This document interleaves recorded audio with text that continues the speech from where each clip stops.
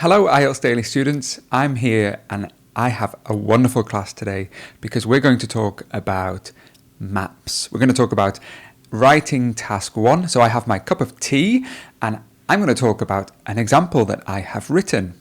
And this is a map. It's a before and an after map. And I know some of you really struggle with this type of writing task. So if you want to learn how to improve your writing task 1, you can download this sample answer from the IELTS Daily website. You can come and download lots of sample answers from there. Learn about how we approach the task. But I'm going to talk a little bit today about some of my thoughts and the way which I approached this task. So you're going to need a pen, some paper to make some notes. You need to put your thinking hat on and get ready because we're going to have lots of information, lots of ideas. So let's go.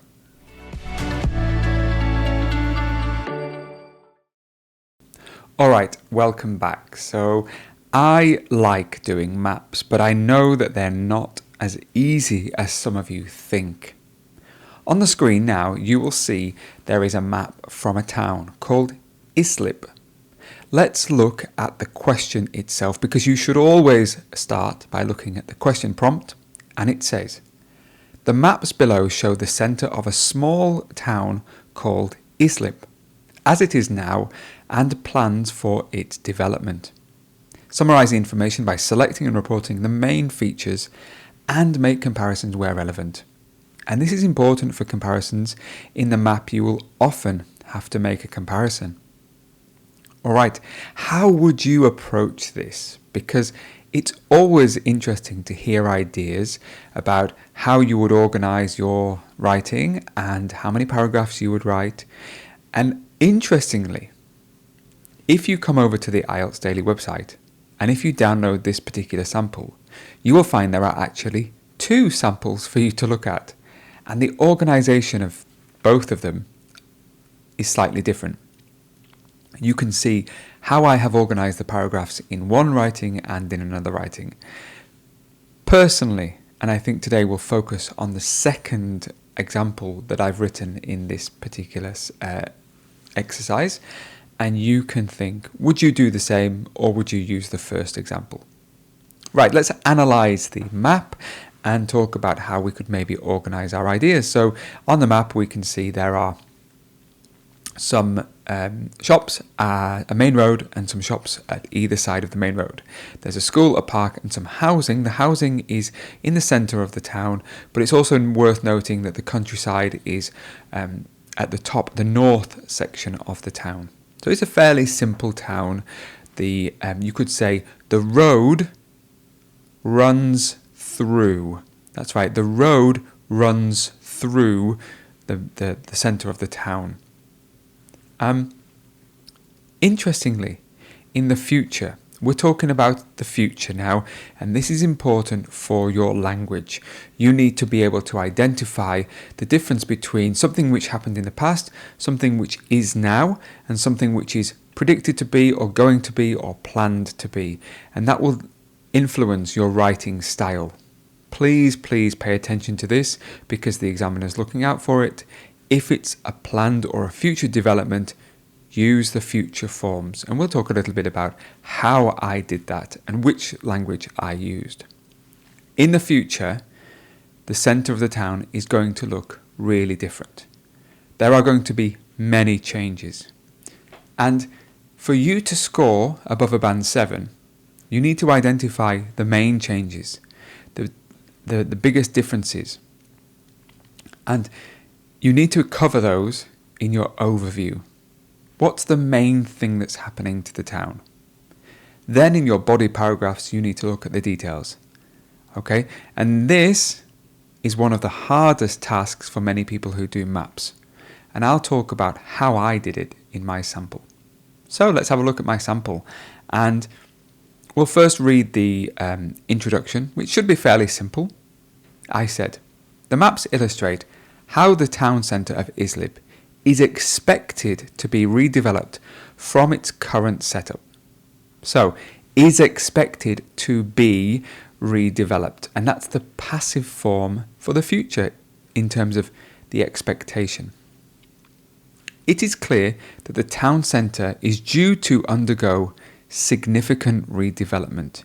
Is due to, future form, is expected to, is due to undergo significant redevelopment. Notably, the addition of a new transport network and various other commercial facilities at the expense of some of the green belt around the town. Now, for some of you, you're going to be thinking this is really difficult language, and what's the purpose of this particular section? Well, this particular section is my overview. What are the main differences? And remember that an overview has to be in every writing piece for the academic training test. For every writing piece that you do, you have to have an overview. Some people have an overview as a separate paragraph. Normally I have an overview as a separate paragraph, but today I've just decided to include my overview in my introductory paragraph. That's okay. You could also have your overview at the end. It's up to you. So I've just looked at the main differences. The main differences are there's going to be big changes in the transport, there's going to be lots of new development of shops and the centre of the town, and there's going to be a loss of some of the countryside. Did you notice that the countryside has been lost? So you need to note that. Looking back, sometimes I notice things that I could improve. Looking back, you may want to include the idea that there's probably going to be more housing as well. But in the overview, you don't need to have lots of details. Let's go back and have a look at my first paragraph. It says, at present. Now, this is an indicator for the reader what the purpose of this paragraph is. And I'm talking about comparing the two maps. And I've said at present, which means now. And I'm just going to describe the situation of the map now. Not going to talk about the future at the moment, because the future and the comparison will be in the next paragraph. At present, ISLIP Town Centre comprises a series of shops with a main road running through the centre of the town.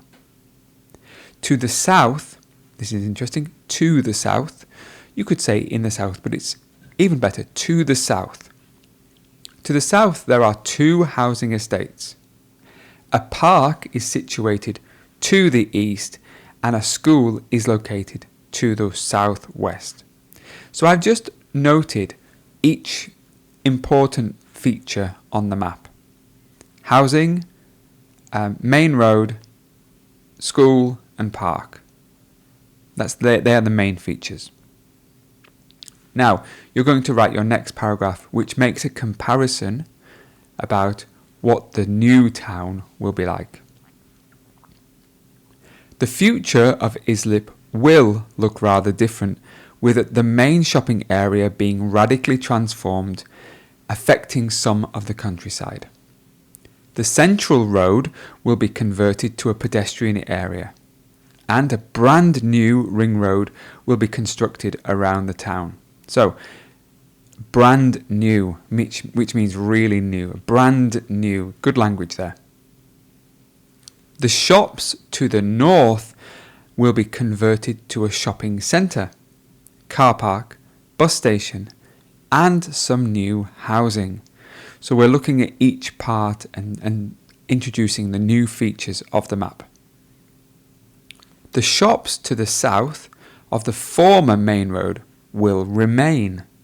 They will stay the same. They will remain. They will stay the same.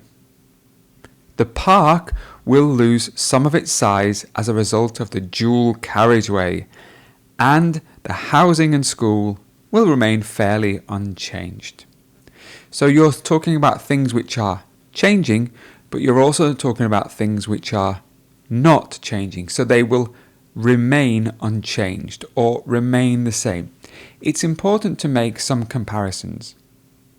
Now you may want to include a section. Maybe I missed it here. You may want to include a section to say that the town is going to be much more accessible because the ring road will go around, so it's going to be easier for residents to get around. And I think that would be something that you might want to include in your writing. Sometimes I look back at my writing and I think, how could I make that a little bit better? And it's always possible to make things a little bit better, right? So, in a map, you have to think about the key features. What are the big differences? You have to organize your ideas into clear paragraphs. Very, very important that you have clear paragraphs which signify or have a main purpose. Fantastic. Do you think maps are easy? I don't think they're that easy. I think they're enjoyable and they seem quite logical, but you have to make sure that you're covering all the points that the examiner wants. So you have to think about, are you mentioning the main differences? Are you covering the key details? Are you making comparisons where relevant? Having all those ticked and having all those covered is extremely important. Don't forget, if you want, why don't you write a comment and leave your answer in the section below. Come over to the IELTS Daily app and you can write a sample answer and get some feedback from us on how you can improve. Super, super useful. Did you enjoy this video today? If you did, share it with your friends. Tell your friends how great the IELTS Daily videos are, and I look forward to seeing you for another Writing Task 1 very soon. Bye for now.